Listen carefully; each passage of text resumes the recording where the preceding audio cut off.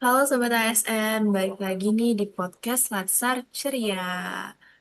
Hari ini kita bakal bahas sesuatu yang panas, sepanas api tapi sedingin air. Gimana tuh ceritanya?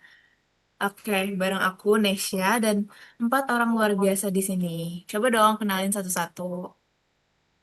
Halo, aku Yolanda. Siap bahas teori. Halo, aku Iva yang paling semangat buat bahas aksi. Halo, aku Ali yang bakal berbagi cerita seru nanti. Halo, aku Gading, siap tarik garis ke masa lalu dan masa kini. Oke guys, hari ini topiknya itu adalah berakhlak. Kita semua kan tahu ya, ini tuh bukan bukan cuman slogan, tapi core values kita sebagai seorang ASN. Dari mulai berorientasi pelayanan sampai ke kolaboratif. Tapi guys, sebenarnya jujur, bosan gak sih kalau ini tuh cuman dibahas secara teori aja? Nah, bener banget nih, Nesya. Makanya kita tuh di sini nggak cuma bahas pasal-pasal doang. Kita mau lihat gimana nilai-nilai itu hidup di sebuah instansi yang kalau mereka lewat nih, kita semua bakal minggir gitu. Bener banget kayak Landa. Dan pilihan kita tuh jatuh kepada Dinas Pemadam Kebakaran atau yang kita kenal nih sebagai Damkar. Kenapa sih kita tuh milihnya mereka? Emang tuh nggak ada yang lain ya? Kalau aku sih yes banget ya. Kayak Damkar tuh underrated banget gak sih? Bayangin coba, mereka itu ASN yang kerjanya nggak cuma di balik meja. Mereka tuh paket lengkap dari yang madamin api, nyelamatin kucing, lepas cincin, sampai evakuasi sarang tawon. Mereka tuh definisi nyata dari public service tanpa tapi. Gimana? Pada setuju nggak? Nah, setuju banget guys. Jadi Damkar itu instansi yang haram banget untuk bilang nggak bisa.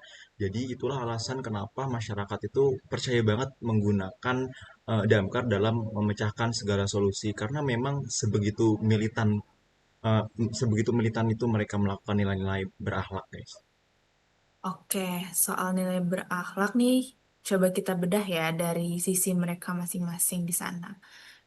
Oke, kita bahas yang terkait berorientasi pelayanannya ya.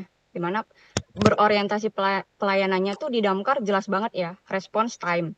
Kayak telat semenit tuh taruhannya nyawa.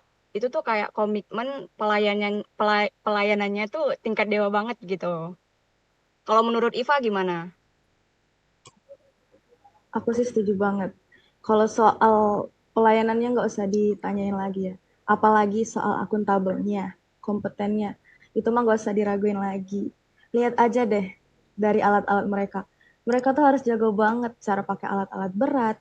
Dan juga mereka juga harus tanggung jawab sama perawatan armada. Nggak boleh tuh ada yang namanya mesin mati, rusak, apalagi mogok pas mau perang sama si api. Kalau menurut pandangan Kak Ali, gimana? Setuju nggak? Setuju banget Ifah. Kalau aku sih berbicara dari segi loyalitas dan harmonis. Yang aku salut itu ketika mereka melakukan pelayanan, mereka itu nggak ngomong dari mana asal kamu, dari mana wilayah kamu. Itu sih merangkul banget buat aku. Terus juga soal loyalitas.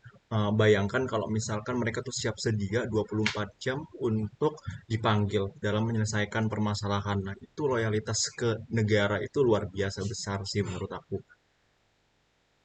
Dan jangan lupa ada nilai adaptif dan kolaboratifnya ya. Mereka tuh sekarang pakai teknologi namanya thermal imaging. Terus kolaborasinya sama PLN, sampai polisi, sampai relawan warga.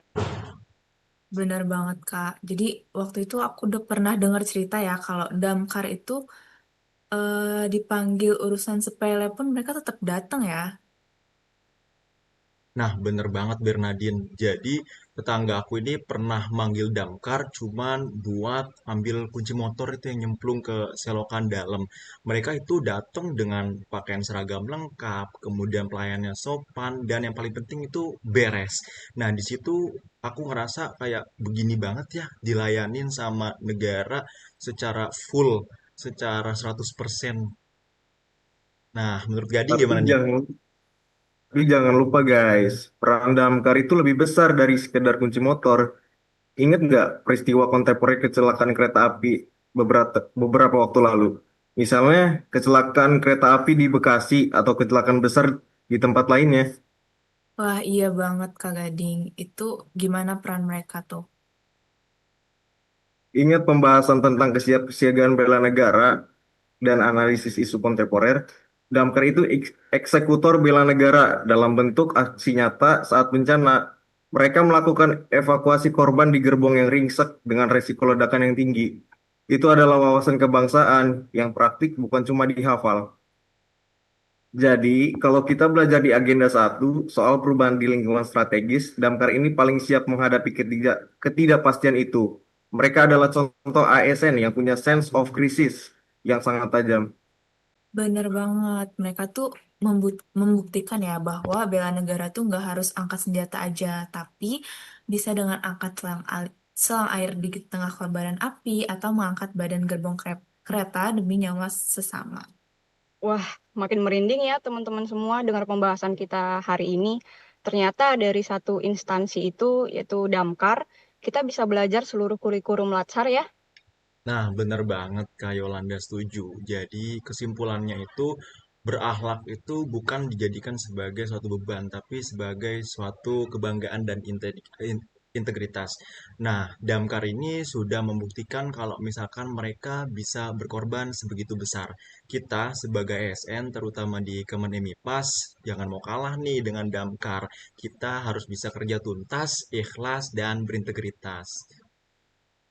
Nah, gimana nih? Mantap banget. Keren banget, guys.